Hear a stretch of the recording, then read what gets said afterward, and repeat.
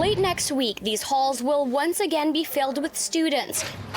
So the Vancouver School Board has opened its doors to give us a preview of what classrooms will look like this year. But one education expert believes the plan just isn't good enough or ready for return in September.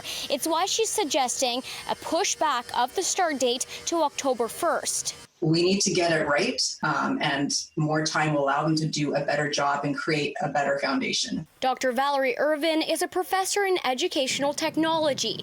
She says the current plan lacks remote learning options, which excludes families who don't feel safe or comfortable sending kids back to in-person learning. There's this push to be face-to-face only, come into the school, not much flexibility there, and the alternatives are to leave that school community.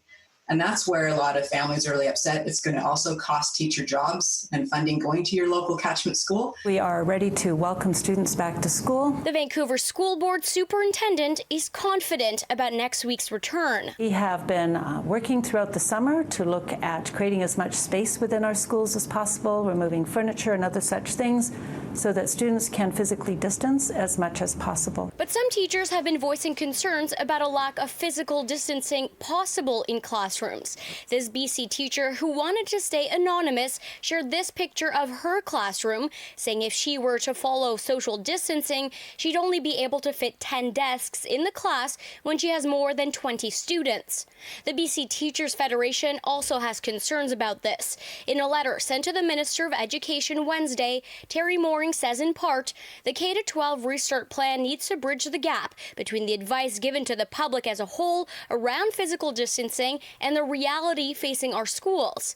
Teachers and parents are being told to do one thing in their home and community lives, but then told they can ignore the most important preventative measure, physical distancing in classrooms.